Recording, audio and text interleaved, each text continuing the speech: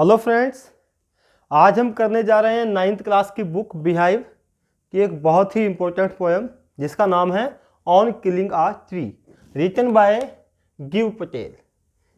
Give Patel एक Indian poet हैं, playwright हैं और ये एक फिजिशियन भी रहे हैं। इन्होंने 1972 में चली एक मूवमेंट जिसको ग्रीन मूवमेंट के नाम से जाना जाता है, उसमें भी बढ़ चढ़ करके पार्टिसिपेट किया था। मतलब नेचर के प्रति इनका बहुत ज़्यादा लगाव रहा है। इस पोयम में भी पोएट ने हमें नेचर के प्रति अपनी चिंता व्यक्त की है। गिव पटेल ने नेचर को एक लिविंग क्रीचर माना है कि नेचर जो है वो लिविंग है और जो पेड़ पौधे हैं वे भी इसका एक हिस्सा है। पॉइंट हमें कहता है कि यदि हम पेड़ पौधों को काटते हैं, if we are going to cut any tree, it doesn't mean that we are only going to cut it. इसका ये मतलब नहीं कि हम इसको काट ही रहे हैं, it means that we are killing it, हम इसे मार रहे हैं। और कैसे मार रहे हैं? एक कंपैरिजन दिया है बहुत बढ़िया कि जैसे ह्यूमन बींग्स किसी को किल कर देता है, किसी को मार देता है, ठीक उसी प्रकार से एक पेड़ को काटना just not mayor a cutting, it is a killing. क्या है? ये इसको मारना है। तो ये पोयम एक प्रोटेस्ट है किसके अगेंस्ट? ह्यूमन बींग्स के अगेंस्ट। इसमें पोएट एक मैसेज देता है कि हमें नेचर को फ्रेंडली ट्रीट करना चाहिए, हमें नेचर को डिस्ट्रॉय नहीं करना चाहिए, पेड़ पौधों को नहीं काटना चाहिए। तो आइए देखते हैं कि इस पोयम में पोएट किस प्रकार से अपने मैसेज को एक्सप्लेन करता है। यह पोयम एक आयरनी भी है। अब आयरनी क्या होती है कि हम कह कुछ रहे हैं लेकिन समझाने की कोशिश कुछ और कर रहे हैं। जैसे पोएट इसमें एक पेड़ को मीडियम बना करके, एक ट्री को मीडियम बना करके हमें बता रहा है कि पेड़ को काट करके खत्म नहीं किया जा सकता, उसको डिस्ट्रॉय नहीं किया जा सकता। तो कैसे किया जाता है उसको डिस्ट्रॉय, ये एक्सप्लेन किया है। लेकिन दूसरी ओर हमें एक मैसेज भी कन्वे करता है कि हमें पेड़ों की रक्षा करनी चाहिए, उनकी सिक्योरिटी करनी चाहिए, उनकी सेफ्टी करनी चाहिए, हमें ट्री प्लांटेशन करना चाहिए। तो इसमें आयरनी भी है और इसमें पोएट अपना प्रोटेस्ट, अपना विरोध भी प्रकट करता है। और ये पोयम राइम स्कीम से बिल्कुल रहित है, यानी कि इसमें राइम स्कीम नहीं है, ये पोयम फ्री वर्स है, इसमें किसी प्रकार की राइम स्कीम का यूज नहीं किया गया है। आइए देखिए किस प्रकार से पोएट एक्सप्लेन करता है। It takes much time to kill a tree, not a simple jab of the knife will do it.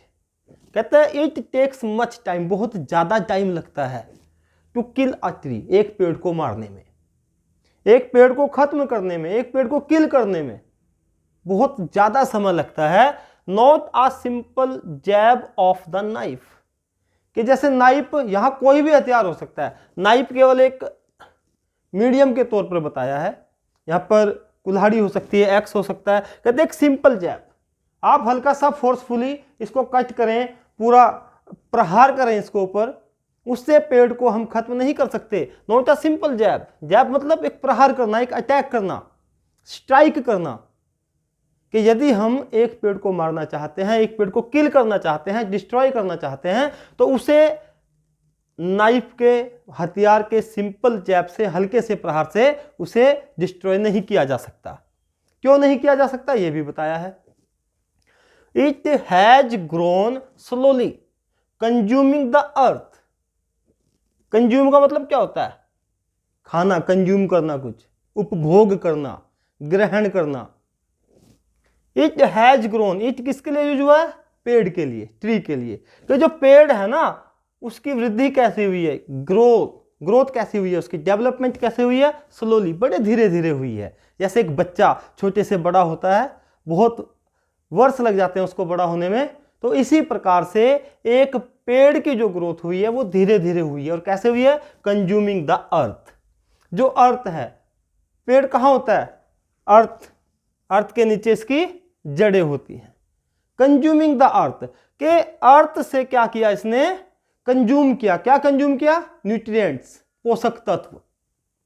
जैसे हमारी बॉडी को न्यूट्रिएंट्स चाहिए, प्रोटीन चाहिए, विटामिन चाहिए, फैट चाहिए, तो इसी प्रकार से पेड़ को भी ग्रो होने के लिए क्या चाहिए, धरती से न्यूट्रिएंट्स चाहिए। धरती से उसे पानी मिलता है, खनिज पदार्थ मिलते हैं, जिससे वो ग्रो करता है। तो कहते हैं कि धरती से वह कंज्यूम करता हुआ धीरे धीरे न्यूट्रिएंट्स को लेता हुआ बड़ा हुआ है, राइजिंग आउट ऑफ इट। अब ये इट किसके लिए यूज हुआ है, अर्थ के लिए, कि अर्थ से बाहर आया। फिर पहले तो क्या किया, अर्थ से जब छोटा सा सीड होगा अंदर, क्या किया इसने, धरती से न्यूट्रिएंट्स लिए और उसके बाद उससे बाहर आ गया। Feeding upon its crust. Crust क्या होता है, outer layer of the earth. Earth की जो ऊपरी सतह है, ऊपरी लेयर है, उसको बोलते हैं क्रस्ट।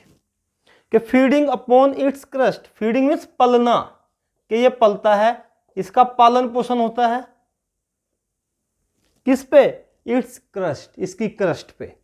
जो क्रस्ट है ना, जो ऊपर की लेयर होती है, उसमें बहुत सारे न्यूट्रिएंट्स होते हैं, बहुत सारे ऐसे एलिमेंट्स होते हैं, ऐसे तत्व होते हैं जो पेड़ के लिए, ट्री के लिए बहुत जरूरी हैं। तो उसके लिए इसको फूड मिलता है। फीडिंग मतलब यहाँ फूड कहां से लेता है ये, the tree takes its food from the crust of the earth. Earth की जो आउटर लेयर है, ऊपर की लेयर है, उससे इसको फूड मिलता है। एब्जॉर्बिंग, एब्जॉर्बिंग क्या होता है, सोखना। ये सोख लेता है, सक कर लेता है। जैसे आप कोई पानी है, आप क्या करोगे, उस पर कपड़ा रखोगे तो कपड़ा क्या करेगा, क्लॉथ क्या करेगा, उसको एब्जॉर्ब कर लेगा, सारे पानी को सोख लेगा। तो ऐसे ही ट्री क्या करता है, absorbing years of sunlight, air, water and out of its leprous hide sprouting leaves. कहते हैं कि एब्जॉर्बिंग ईयर्स, बहुत सालों से ये एब्जॉर्ब कर रहा है, सोख रहा है, ग्रहण कर रहा है, एक्वायर कर रहा है। क्या चीजें, सनलाइट, एक तो सूरज की धूप, एयर हवा, वाटर पानी, and out of it's leprous hide. और फिर क्या हो जाता है, बड़ा हो जाता है, तो इसकी एक क्या बन जाती है, हाइड बन जाती है। हाइड मतलब skin,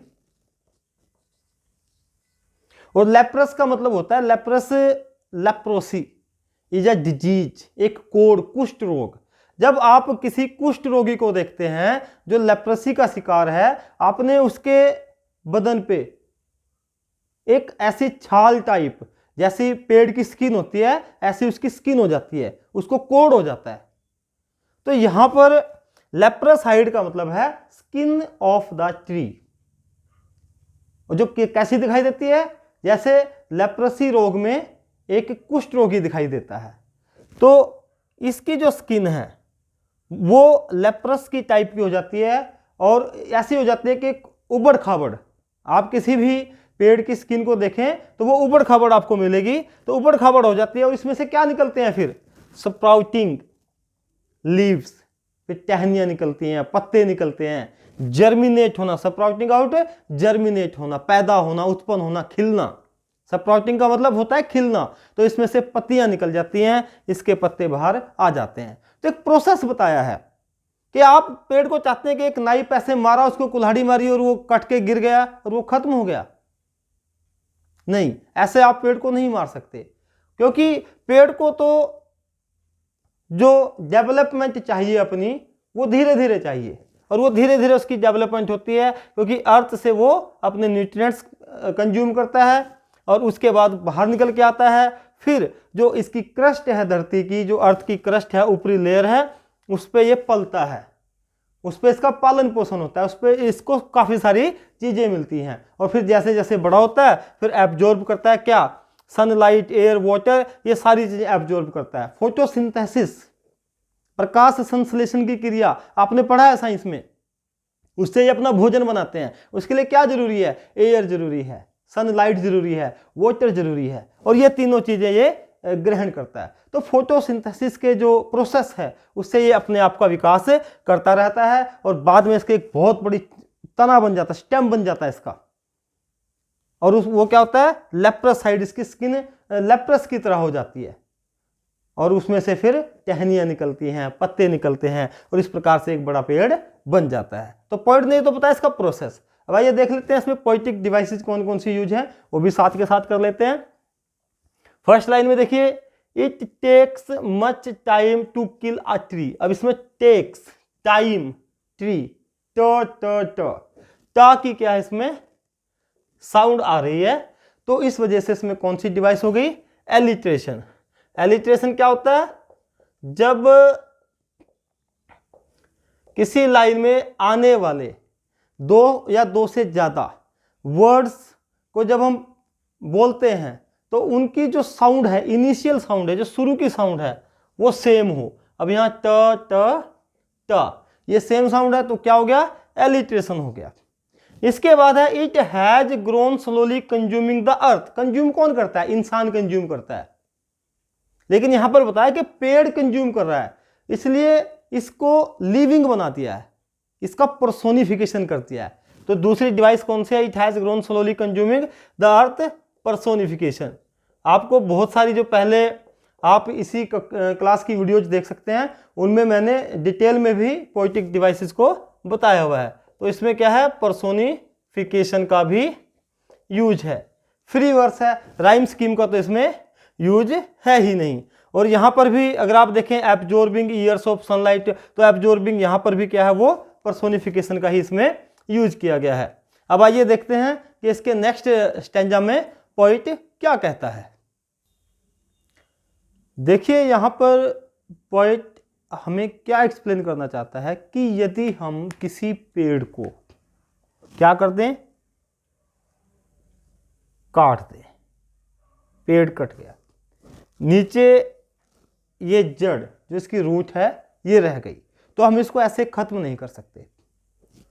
so hack and chop, hack means cut करना, भाई कट कर दो, एंड चॉप स्नैप कर दो, स्नैप मीन्स फाड़ दो, इसे चीर दो।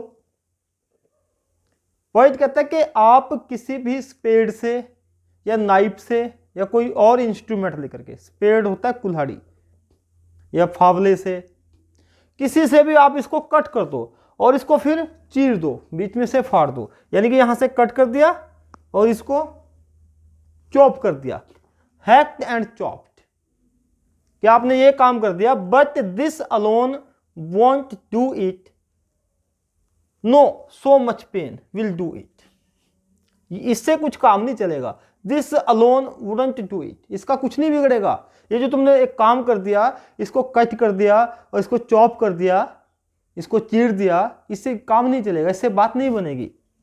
Because no so much pain will do it, इससे इसको ज्यादा पेन भी नहीं होगा। अब यहां पर पेन बोल दिया, पेन किसको होता है, इंसान को, हाथ में कुछ लग जाए, कट जाए, पेन होता है। अब पेड़ को कैसे पेन होगा, लेकिन पोएट ने ट्री को एक लिविंग क्रीचर माना है कि ये लिविंग है, जीवित है, सजीव है, इसमें जान है, तो कहता है इससे उसको ज्यादा पेन नहीं होगा।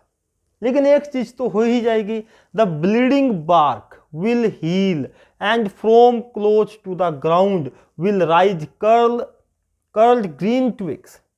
कहता है जब यहां से ये कट जाएगा ना, तो यहां पे क्या होगा, यहां पे लिक्विड सा निकलना शुरू हो जाएगा, इस साइड से भी, इस साइड से भी, और वो लिक्विड को बोला है इसका ब्लड, कि वो इसका ब्लड है। और वो कहां से निकलता है, इसकी छाल से निकलता है, इसकी बार्क से निकलता है, कि जो इसकी छाल है, इसकी स्किन है, उससे क्या निकलेगा, लिक्विड निकलेगा, ब्लीडिंग बार्क बोला उसको। विल हील, और क्या होगा, जैसे आप देखते हैं कि इंसान को कट लग जाए, थोड़ी देर के बाद ब्लड अपने आप रुक जाता है, क्योंकि ब्लड में ऐसी चीज होती है, ऐसे एलिमेंट्स होते हैं जो ब्लड को जमा देते हैं और उसके बाद ब्लड बंद हो जाता है। तो ठीक सेम प्रोसेस इस ट्री का है कि ये क्या करेगी, ब्लीडिंग बार्क, ये इसको हील कर देगी। हील करना मतलब रिकवर कर देगी, ठीक कर देगी, किसको, भाई जो लिक्विड निकल रहा है इसको ठीक कर देगी, इसको हील कर देगी, रिकवर कर देगी, क्योर कर देगी, इसको इलाज कर देगी इसका अपने आप, जैसे इंसान का ब्लड अपने आप ही रुक जाता है। And from close to the ground, from close to the ground क्यों कहा है, क्योंकि ये ग्राउंड के क्लोज है बिल्कुल, ये तो ग्राउंड में है जड़ इसकी। To the close, from close to the ground will rise curled, curled क्या होता है, ट्विस्टेड, मुड़ी हुई, ग्रीन ट्विग्स, ग्रीन हरी भरी ट्विक्स टहनियाँ ब्रांचेस। आपने देखा होगा किसी भी पेड़ को जब वो कट जाता है लेकिन जड़ उसके अंदर ही रह जाती है तो कुछ दिनों के बाद उसमें से पत्तियां निकलनी शुरू हो जाती हैं। अगर ऐसा नहीं देखा है तो आप अपने खेत खलिहान में जहां पर पेड़ काटे जा रहे हों वहां पर देखिए, अगर किसी पेड़ की जड़ जमीन में रह जाती है तो महीने 2 महीने बाद उसमें से फिर से हरी भरी पत्तियां निकलनी शुरू हो जाती हैं। तो पॉइंट यही कहता है कि जो ब्लीडिंग बार्क है, जो इसका एक लिक्विड निकल रहा है, वो इसको हील कर देगा, इसको रिकवर कर देगा। और कहां से? From the close to the ground. Will rise curled green twigs, और ग्राउंड से क्या निकलेंगे? फिर यहां से हरी भरी पत्तियां निकलनी शुरू हो जाएंगी। मिनिएचर बॉज, मिनिएचर छोटी छोटी स्मॉल बॉज, ये भी टहनियां ब्रांचेस। विच इफ अनचेक्ड, और कहते हैं अगर उनको अनचेक छोड़ दिया जाए, उनकी तरफ ध्यान ना दिया जाए कि भाई ये तो फिर से पेड़ होने लग रहा है, विल एक्सपैंड अगेन, फिर से फैल जाएंगी। Expand again to former size, फिर से अपने पहले वाले साइज में फिर से एक बड़ा पेड़ बन जाएगा। तो पॉइंट क्या कहता है कि आप सिंपल बाय हैकिंग और chopping you can not kill a tree, you can not cut it completely. आप इसको कंप्लीटली फिनिश नहीं कर सकते केवल हैकिंग और चॉपिंग करके, क्योंकि इससे इसको ज़्यादा नुकसान नहीं होगा, ज़्यादा पेन नहीं होगा, क्योंकि जो ब्लीडिंग बार्क है वो ग्राउंड के बहुत क्लोज है और वहाँ से फिर से उसमें से कर्ल्ड ट्विस्टेड हरी भरी ट्विक्स और छोटी छोटी बॉज ब्रांचेस निकलनी शुरू हो जाएंगी। और अगर आप उनकी तरफ ध्यान ना दें, अनचेक्ड करें उनको, अनचेक्ड रहे वो फिर से अपने पूरे फॉर्मल साइज में आ जाएंगी, फिर से एक बड़ा पेड़ बन जाएगा। तो पॉइंट कहना चाहता है कि उसको बड़ा होने में इतने साल लगे हैं, एकदम से कैसे फिनिश कर दोगे आप उसको? कि आप उसको काट दिया और वो फिनिश हो गया, ऐसा पॉसिबल नहीं है। अब इसमें देख लेते हैं डिवाइसेज कौन कौन सी यूज की गई हैं इस वाले स्टैंजा में। इसमें एक लाइन है द ब्लीडिंग बार्क। इसमें पहले तो देखिए ब की साउंड है, तो कौन सी डिवाइस है? एलिट्रेशन। इसमें एक तो हो गया एलिट्रेशन, इसमें होगा दूसरा ब्लीडिंग बार्क। अब छाल से थोड़े ही ब्लड बहेगा, ब्लड तो इंसान के या कोई जीव जंतु हो उससे बहता है, तो पर्सोनिफिकेशन है। इसी लाइन में क्या है? पर्सोनिफिकेशन, पर्सोनिफाई कर दिया है। और इसी लाइन में देखिए ब्लीडिंग बार्क, इसी लाइन में क्या है कि जो बार्क है उससे ऐसा लग रहा है मानो ब्लड निकल रहा हो, तो इसमें क्या है? मेटाफर। अगर तो लाइक और एज होता फिर तो सिमिली होता, तो इसी लाइन में क्या है? द ब्लीडिंग बार्क में ही मेटाफर का भी यूज है। तो एक ही लाइन में पॉइंट ने 3 डिवाइसेस का यूज कर दिया। सो टैलेंटेड पॉइंट, इतना टैलेंटेड पॉइंट है। और उसके बाद यहां पर भी बताया तो यही है कि ग्रीन ट्विक्स और बॉज दोनों का मतलब क्या है? टहनियां ही है, ब्रांचेस भी है, ब्रांचेस ही है। तो एक इफेक्टिव अपनी बात को कहने के लिए, एक ही बात को कहने के लिए अलग अलग वर्ड्स का प्रयोग भी यहां पर किया है। और पूरे के पूरे जो स्टैंजा है उसमें एक इमेजरी तो है ही, आपके सामने एक दृश्य प्रस्तुत कर दिया, एक सीन प्रस्तुत कर दिया, तो इसमें इमेजरी का भी यूज किया गया है। तो आपको इसमें इमेजरी, पर्सोनिफिकेशन, एलिट्रेशन और मेटाफर सभी का यूज मिल जाएगा। आइए देखते हैं हम कि नेक्स्ट स्टैंजा में पोएट आगे कैसे एक्सप्लेन करता है। पोएट आगे किस प्रकार से एक्सप्लेन करता है कि हम एक ट्री को, एक पेड़ को कैसे फिनिश कर सकते हैं। वो just simple jab of knife से खत्म नहीं किया जा सकता। नो, कहता नहीं, जो अब तक आपने प्रोसेस किया है उससे ये खत्म नहीं होगा। अगर इसको खत्म करना है, इसको फिनिश करना है, डिस्ट्रॉय करना है, कंप्लीटली डिस्ट्रॉय करना है, तो क्या करना पड़ेगा? The root is to be pulled out. Root क्या होती है? जड़, जिसकी जड़ है, किसकी? पेड़ की जड़ है, उसको पुल्ड आउट करना पड़ेगा, उसको बाहर निकालना पड़ेगा। क्योंकि अगर जड़ ऊपर से आप कट कर दोगे, जड़ नीचे रह गई, दोबारा फिर ब्रांचेस, ट्विक्स ये बाहर निकल आएंगी, दोबारा फिर ये अपने फॉर्मर साइज में आ जाता है। तो आप क्या करें? इसकी जड़ को बाहर निकाल लें, out of the anchoring earth. Anchoring earth क्या होता है? एंकरिंग अर्थ में तो इसकी जड़ होती है। एंकरिंग का मतलब है सपोर्ट देना, सहारा देना। तो earth is very supportive to the root of the tree. Earth किसका काम करती है? सपोर्ट का काम करती है। तो अर्थ इसकी सपोर्ट है, उसमें से बाहर निकाल लो। पुल्ड आउट, आउट किससे? Out of the anchoring earth. It is to be roped tight, और निकालो कैसे? तरीके बता रहा है पोएट। रस्सी ले आओ, बांध दो रस्सी से, एंड पुल्ड आउट, और खींच दो बाहर। मतलब कि आपको तरीका बता रहा है कि आप कैसे एक पेड़ को पूरी तरह से कंप्लीटली डिस्ट्रॉय कर सकते हैं, कि इसको जो अर्थ है, जो इसको सपोर्ट दे रही है, सहारा दे रही है, जिसका बेस है, उसमें से इसको बाहर निकाल दो, रस्सी बांध करके इसको जो है बाहर पुल्ड आउट कर लो, एंड पुल्ड आउट।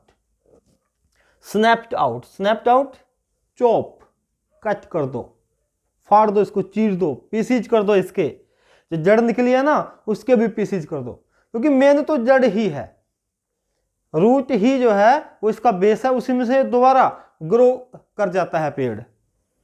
और pulled out entirely, entirely completely, इसको चॉप कर दो या फिर इसको पूरी तरह से निकाल दो। बार बार प्रेशराइज कर रहा है पॉइंट कि pulled out, pulled out, pulled out. मतलब क्या है कि इसका अगर आपको खत्म करने का तरीका चाहिए, way of destroying a tree, तो ये तरीका है कि इसको बस बाहर निकालना पड़ेगा। आउट फ्रॉम द अर्थ केव, अर्थ केव, अर्थ रूपी केव, जो धरती है ना, जब इसमें से निकालेंगे तो वहां एक होल सा हो जाता है, एक पिट बन जाता है, वहां पे एक गड्ढा बन जाता है जिसमें से ये निकलती है, तो उसको केव बोल रहा है कि वो तो इसकी केव है। और अर्थ केव क्या करती है? जो धरती है क्या करती है? इसकी जड़ों को मिला करके रखती है, जोड़ करके रखती है, उनमें मजबूती आ जाती है, स्ट्रेंथ आ जाती है, पावर आ जाती है। तो क्या कहता है poet? Out from the earth cave, जो धरती रूपी इसकी गुफा है, जो धरती रूपी इसकी जो एक केव है, पिट है, उसमें से बाहर निकालो, and the strength of the tree exposed, strength जो इसकी पावर है, जो इसकी ताकत है, वो कमजोर हो जाएगी, वो एक्सपोज्ड हो जाएगी, बाहर निकल के आ जाएगी। आपको पता चल जाएगा कि मेन तो ये था, हम तो ऊपर से काट रहे थे पेड़ को, मेरली जो इसकी ब्रांचेस हैं उनको काटने से कुछ नहीं होगा, इसके पत्तों को तोड़ने से कुछ नहीं होगा। अगर आपने पेड़ को खत्म करना है तो इसकी स्ट्रेंथ को एक्सपोज करना पड़ेगा, इसकी पावर को बाहर निकालना पड़ेगा। और पावर कहां से निकलेगी? अर्थ के, धरती में से बाहर निकलेगी, क्योंकि वो धरती इसको सपोर्ट करती है, वो एंकरिंग अर्थ है, वो इसको सहारा देती है, इसके सहारे को खत्म करना पड़ेगा। The source white and wet, अच्छा वहां पे पावर का सोर्स क्या था? अर्थ केव में थी, ये पेड़ की जड़ थी, तो सोर्स क्या था? White and wet. जब भी आप किसी पेड़ को जड़ से उखाड़ते हैं तो आप देखना कि एक तो जड़ वेट होगी, गीली होगी, और एक वाइट, उसका कलर वाइट होगा, वाइट होगी, और डंप होगी, डंप मतलब गीली, नमी होगी उसमें। तो कहते हैं कि जो पेड़ की जड़ है ना वो वाइट होती है कलर में और वेट होती है, तो जब इसका सोर्स ही बाहर निकल जाएगा तो ये अपने आप खत्म हो जाएगी। और सोर्स को क्या बोला है पोएट ने? The most sensitive hidden 4 years inside the earth, 4 years, बहुत सालों से जो इनसाइड द अर्थ, धरती के अंदर हिडन थी, छिपी हुई थी, क्या? जड़, वो इसका सेंसिटिव पार्ट है। What is the most sensitive part of a tree? It is the root, वो उसकी जड़ है, इसका सबसे सेंसिटिव पार्ट। जैसे इंसान का सबसे सेंसिटिव पार्ट आपको लगता है कि भाई आइज है, आइज में कुछ लगेगा एकदम से क्विक रिएक्शन करेगी आइज, आपको कुछ चुभेगा आपकी स्किन क्विक रिएक्शन करेगी। यानी कि जो आपका सेंसिटिव संवेदनशील पार्ट होता है, अगर उस पर अटैक किया जाए तो किसी को नष्ट करने के चांसेज बहुत ज़्यादा होते हैं। तो यहाँ पर इसका सेंसिटिव पार्ट कौन सा है? एक पेड़ का सेंसिटिव पार्ट है इसकी रूट। तो पॉइंट यही कहता है कि इसकी रूट को बाहर निकाला जाए, इसको जो सपोर्ट देती है अर्थ, ये उसके अंदर छिपी रहती है, उसमें रस्सी बांध करके इसको बाहर पुल आउट किया जाए और पूरी तरह से बाहर निकाला जाए। और पूरी तरह से बाहर कहाँ से निकाला जाए? अर्थ केव से, ताकि इसकी जो ताकत है, इसकी जो स्ट्रेंथ है वो बाहर एक्सपोज हो जाए। और फिर हमें ये भी देखने को मिले कि ताकत थी कहाँ? इसकी ताकत थी जो इसकी जड़ें हैं वो वाइट थी और वेट थी, जो इसका सबसे सेंसिटिव पार्ट माना जाता है, जो सालों से, बहुत सालों से धरती के अंदर छिपा हुआ था। इस प्रकार से पोएट हमें ये चीजें बताता है। अगर इसमें डिवाइसेज की बात की जाए कि कौन सी पोएटिक डिवाइसेज यूज की गई हैं, आप देखो पुल्ड आउट, का यूज बार बार हुआ है, रिपीट किया गया है एक वर्ड को, अगर वो रिपीट करते हैं तो उसको बोलते हैं रेपिटिशन। तो इसमें जो है रेपिटिशन डिवाइस का यूज किया गया है। अर्थ केव है, अर्थ रूपी केव, धरती रूपी गुफा, तो इसमें मेटाफर है। और एंकरिंग अर्थ, सपोर्टिंग अर्थ, इसमें भी आप देख सकते हैं पूरी पोयम में पर्सोनिफिकेशन का तो यूज है ही है कि सपोर्ट देने वाली अर्थ, अर्थ का को भी पर्सोनिफाई कर दिया है। तो यहां पर भी क्या है, पर्सोनिफिकेशन है। तो इस प्रकार से इस पोयम में आपको बहुत सारी डिवाइसेस का यूज मिल जाएगा। यहां पर देखिए वाइट, वेट, इस लाइन में the source white and wet, तो वाह की साउंड है, और वाह की साउंड होने से कौन सी डिवाइस हो गई, एलिट्रेशन। एलिट्रेशन डिवाइस का यहां पर यूज हो गया। आपको बार बार बताया जा चुका है what is alliteration, what is metaphor, what is repetition, what is personification. आइए चलते हैं इसके आखिरी स्टैंजा की ओर कि आखिरी स्टैंजा में पोएट क्या कहता है। पोएट ने एक्सप्लेन कर दिया कि एक पेड़ को कैसे डिस्ट्रॉय करना है, कैसे उसको नष्ट करना है। अब वो आगे की बात बताता है कि इसको बाहर तो निकाल लिया, अगर आपने इसको फिर ऐसे ही छोड़ दिया, ये फिर से मिट्टी के साथ अपना मेल करते हुए फिर से इसमें से ट्विक्स निकल आएंगी। तो ये नहीं है कि आपने जड़ को बाहर निकाल दिया और ये तुरंत समाप्त हो जाएगा, उसके बाद भी कुछ करने की जरूरत है। देन द मैटर, मैटर वो जड़, वो पदार्थ, वो मटेरियल जो निकला है बाहर, जो रूट निकली है, उसको क्या करो, ऑफ स्कॉर्चिंग। स्कॉर्चिंग क्या होता है, हीट। किसकी हीट, सन की हीट। इसको सूरज की धूप में रख दो, किस लिए, झुलसने के लिए, सूखने के लिए। इस पे हीट पड़ेगी, स्कॉर्च होएगा, ये झुलस जाएगा। क्या, इसकी जो जड़ है वो झुलस जाएगी। एंड चॉकिंग, चॉकिंग गला रुंध जाना। जब कोई व्यक्ति का गला दबा दिया जाए तो उसको ब्रीदिंग प्रॉब्लम हो जाती है। एक्सहेलिंग, इनहेलिंग, इनहेल करना सांस को अंदर खींचना, एक्सहेल सांस को बाहर निकालना। जब यहां से दबा देंगे तो चॉकिंग, गला रुंध जाता है, सांस नहीं आता है। तो ऐसे ही, क्योंकि इसको लिविंग क्रीचर माना है, किसको, ट्री को, पेड़ को, तो कहते चॉकिंग। अब इसका गला रुंध जाएगा, ये क्या हो जाएगा, इसको सांस आने में प्रॉब्लम होगी, ऑक्सीजन नहीं मिलेगी। एयर, सन, हीट और वाटर तीनों के साथ मिलाकर के अगर ये अंदर होता, इसकी जड़ जमीन के अंदर होती, तो ये फोटोसिंथेसिस का प्रोसेस कंप्लीट कर लेता और फिर से पेड़ बन जाता। लेकिन वो प्रोसेस नहीं कंप्लीट होने देना है, इसको स्कॉर्चिंग होने देना है, इसको चॉकिंग होने देना है। और इन सन एंड एयर, किसमें, सन, सन की हीट लगेगी और हवा में सूखेगा, हवा सन से भी सूखेगा और हवा में भी। वैसे तो इसको जरूरी है, सन, एयर एंड वाटर, इन तीनों चीजों से कोई भी पेड़ अपना प्रोसेस कंप्लीट करता है। लेकिन जब ये जमीन के अंदर है ही नहीं तो प्रोसेस पूरा नहीं होगा। मतलब क्या है कि ये चीजें हमें फायदा देती हैं तो ये नुकसान भी तो करती हैं। ब्राउनिंग, इसका कलर अब कैसा हो जाएगा, ब्राउन कलर का हो जाएगा, डिसकलर्ड हो जाएगा। ये जिसका पहले ग्रीन कलर था, बड़ा प्यारा कलर था, अब वो किस में टर्न हो जाएगा, ब्राउन कलर में। और उसके बाद हार्डनिंग, जब लकड़ी कोई भी सूख जाती है, कोई पेड़ सूख जाता है तो हार्ड हो जाता है, सख्त हो जाता है। ट्विस्टिंग, मुड़ने लगेगा, ये विकृत हो जाएगा। विदरिंग, और मुरझा जाएगा। आप कोई फूल है, कोई पेड़ है, कोई टहनी है, उसको आप धूप में डाल दो, उसके पत्ते मुरझाने शुरू हो जाते हैं, उसके पत्ते फेड होना शुरू हो जाते हैं। तो विदरिंग मतलब fading. And then it is done, और तब आपका काम हो जाता है, मतलब तब वह पेड़ कंप्लीटली नष्ट हो जाता है। कैसे भाई, इसको आप स्कॉर्चिंग करो, इसको मुरझाने दो, इसको फेड होने दो, डिसकलर होने दो, इसको चॉकिंग होने दो सन और एयर में, इसके कलर को ब्राउन होने दो, और ये सख्त जब हो जाएगा, जब इससे मुड़ टूट जाएगा, ट्विस्ट हो जाएगा, मुरझा जाएगा, फेड हो जाएगा, तब आपका काम कंप्लीट हो जाएगा। Then you can say that we have killed a tree, कि हमने एक पेड़ को मार दिया है। मार दिया है मतलब किल का प्रयोग क्यों किया है। अब बात यह आती है कि पोएट ने किल वर्ड का ही यूज क्यों किया है, कट क्यों नहीं किया, ऑन कटिंग अ ट्री क्यों नहीं लिखा, ऑन किलिंग अ ट्री ही क्यों लिखा।